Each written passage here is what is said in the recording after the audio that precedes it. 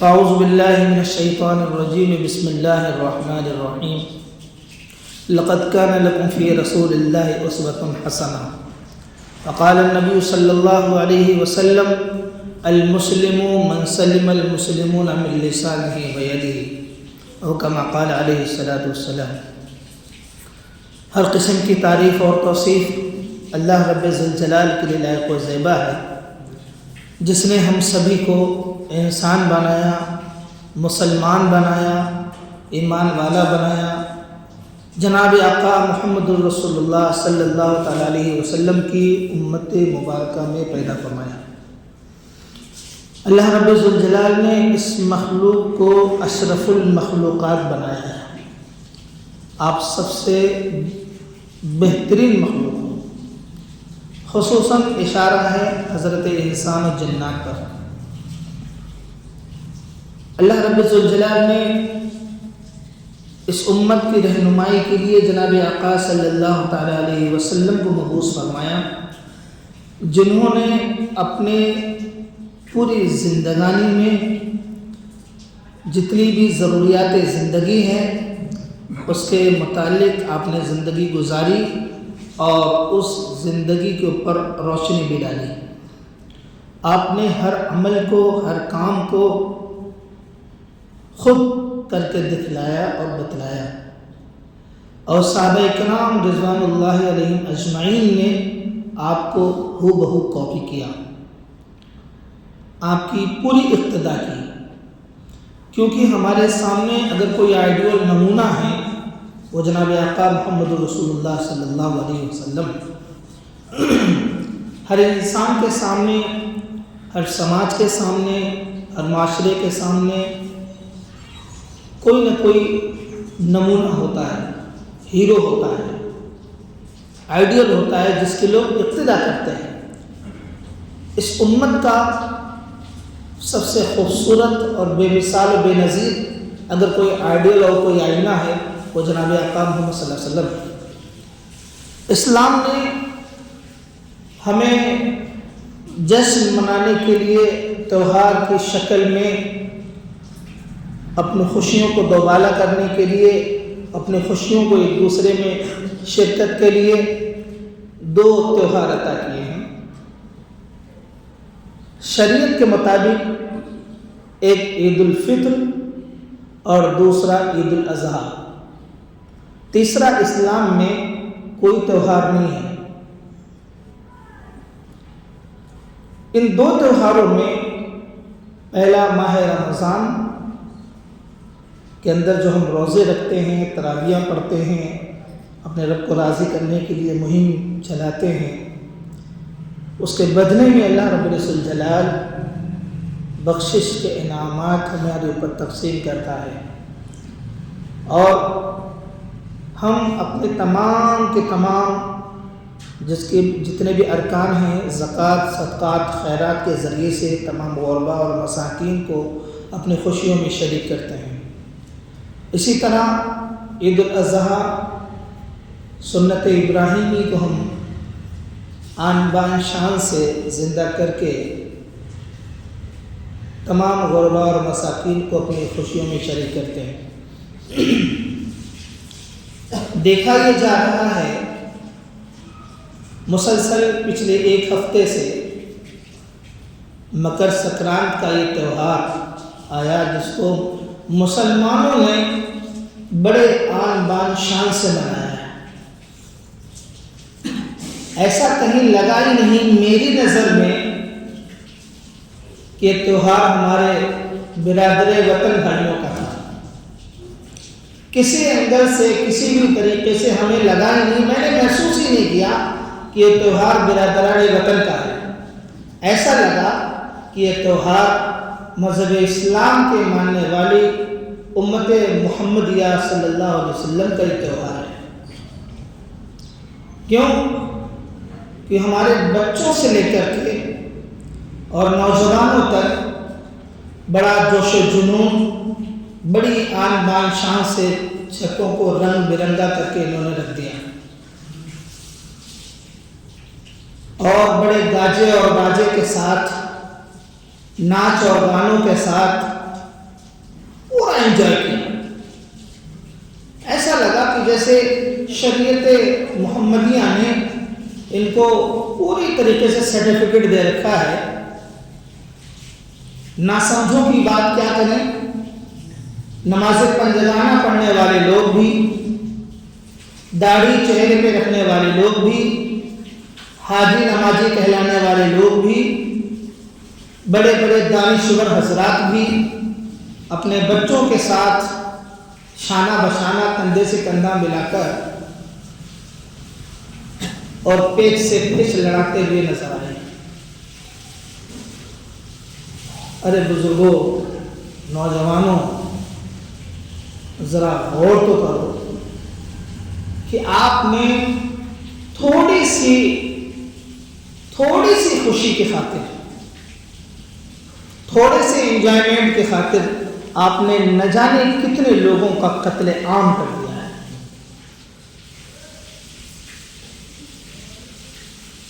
تھوڑی سی سیر و تفریح کی خاطر آپ نے بے زبان اور معصوم جانوروں اور پرندوں کا قتل عام کیا ہے، اور نہ جانے کتنے لوگ اس زمین پر چلنے والے حادثات کا شکار ہوئے ہیں، نہ جانے کتنے لوگ جو معصوم تھے، جن کی کوئی غلطی نہ تھی، اب کوئی اپنے کام کی طرف نکل رہا تھا، کوئی کسی طرف رواں دوا تھا، اور آپ نے ان کی رفتار کو دھیما کر دیا۔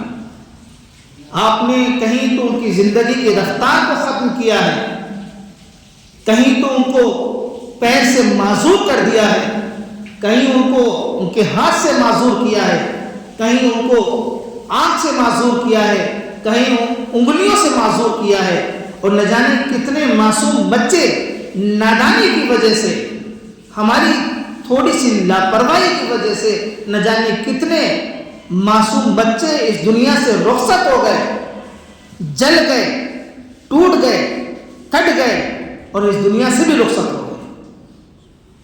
آپ کو معلوم ہے اس کے ذمہ دار کون ہے؟ ہم اور آپ ہیں، ہم اور آپ اس کے ذمہ دار ہیں، کوئی دوسرا ذمہ دار نہیں ہے۔ آپ کو معلوم ہے آپ کے نبی نے کیا فرمایا ہے؟ المسلم من سلم المسلمون من لسانه ويده، کہ مسلمان تو وہ ہے جس کی زبان اور اس کے ہاتھ سے سارے کے سارے مسلمان محفوظ رہے۔ دوسرے روایت کے مطابق مسلمان وہ ہے جس کی زبان اور ہاتھ سے سارے کے سارے انسان محفوظ رہے۔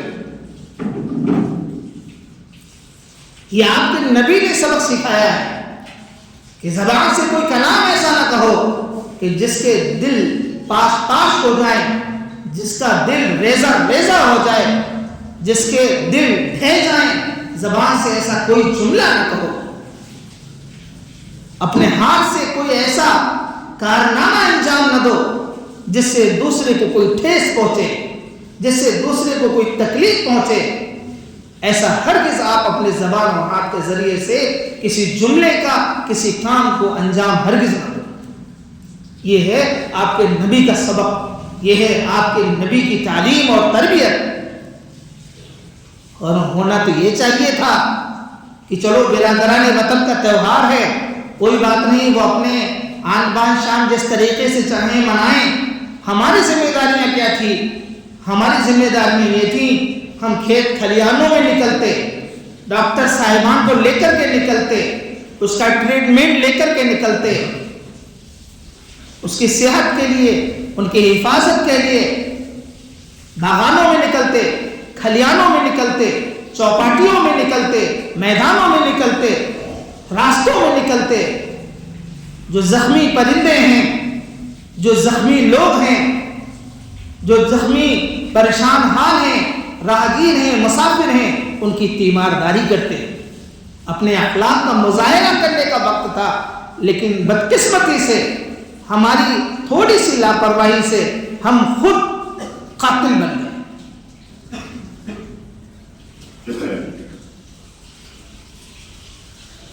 بتائیے دوستو کہ میری یہ الفاظ غلط ہیں؟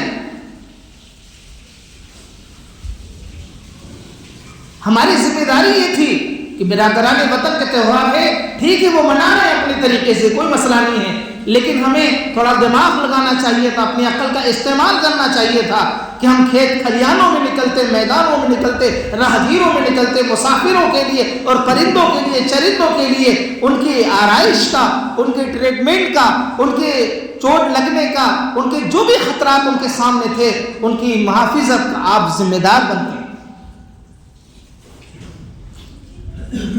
اور بہت سارے لوگوں نے کارنامے انجام بھی دیے، اللہ تعالیٰ ان کو جزائے خیر عطا فرمائے، لیکن ہم قاتل بنے۔ یہ بے زبان پرندے کل اللہ رب العزت کی بارگاہ میں آپ کے خلاف گواہی نہیں دیں گے۔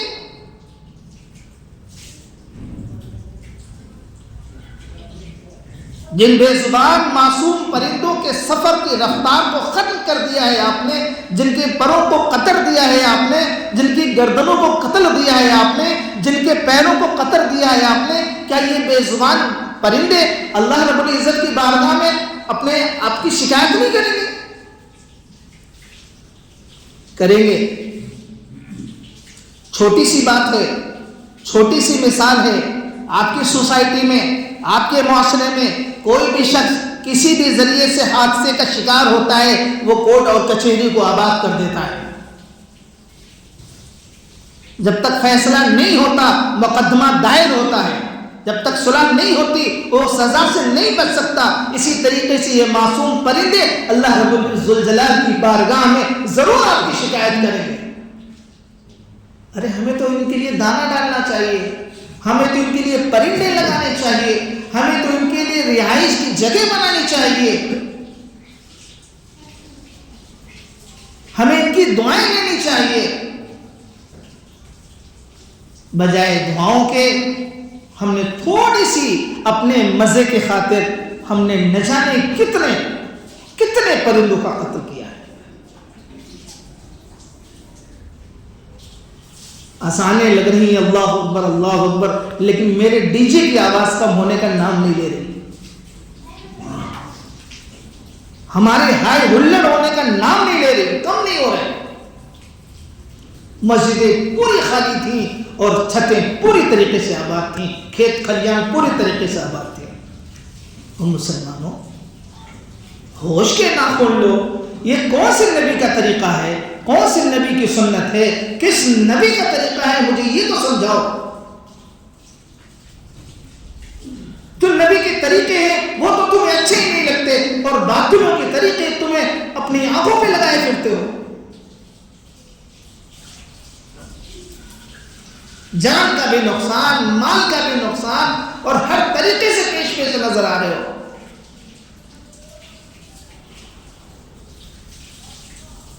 یہ زندگی دوسروں کے دکھ، درد اور غم، رنج و الم اٹھانے کے لیے ملی ہے۔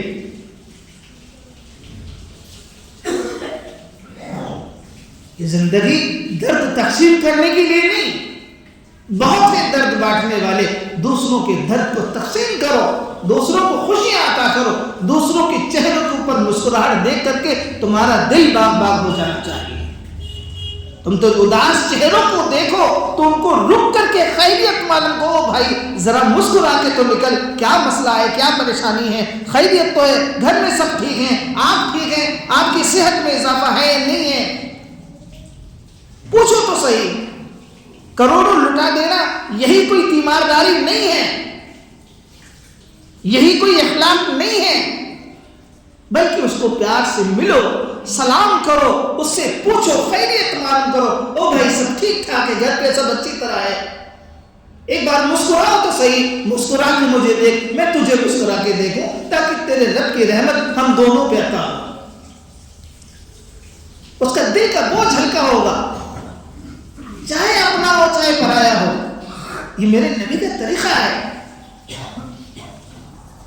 ان طریقوں کو اختیار کرو، سلام کرنے والے بنو، ایسے اجنبیوں کی طرح نکلتے ہیں کہ جیسے جانتے ہی نہیں ہیں کہ امام صاحب جا رہے ہیں، مولوی صاحب جا رہے ہیں، حاجی صاحب جا رہے ہیں، کوئی میری بستی کا بزرگ جا رہا ہے، کوئی باشعور بچہ جا رہا ہے، کوئی تہذیب یافتہ جا رہا ہے، اور میں ذرا سلامی کر لوں۔ یہ ضروری تھوڑی ہے کہ مطلب ہے تبھی سلام کرو، وہ مطلبی سلام کرنے سے بہتر ہے کہ نہ سلام کیا جائے۔ سلام کرو. افشو السلام بینکم، تمہارا نبی فرماتا کہ سلام کو تو رسم بنا دو، سلام کو رسم بنا دو، اتنا پھیلاؤ اتنا پھیلاؤ. وجہ یہ ہے کہ پھر اس کی وجہ سے تمہارے دلوں میں میل باقی نہیں رہے گا، تمہارے دلوں میں غرور اور گھمنڈ باقی نہیں رہے گا، تمہارے دلوں کے اندر سے فتور نکل جائے گا، تمہارے دل پاکیزہ ہو جائیں گے، صاف و شفاف ہو جائیں گے، واشنگ ہو جائے گی تمہارے دلوں کی. اور جب تمہارے دل صاف ہو جائیں گے تو تم ایک دوسرے کے لیے قربانیاں دینا تمہارے لیے آسان ہو جائے گا. یہ میرے نبی کا طریقہ ہے. اسی لیے فرمایا افشوا السلام بینکم، سلام کو خوب پھیلاؤ. اور فرمایا السلام قبل الکلام، بات چیت کرنے سے پہلے سلام کرو. ہمارے نبی چھوٹوں سے سلام کیا کرتے تھے. اس لیے میرے بھائیوں بزرگوں دوستوں، اپنے سماج کو تبدیلیوں میں لاؤ، اپنے معاشرے کو بدلو. ہم بدلیں گے معاشرہ بدلے گا.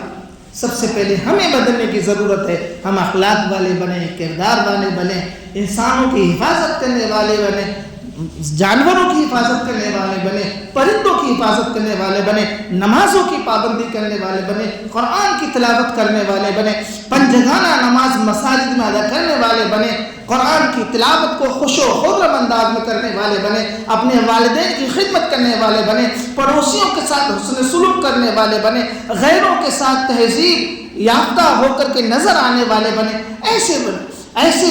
ایسے رہو کہ لوگ کریں لوگ آرزو، ایسے ملا کرو کہ کریں لوگ آرزو، ایسے رہا کرو کہ زمانہ مثال دے.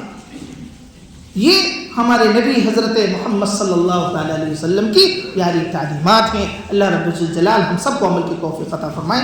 سنتیں پڑھ لیں.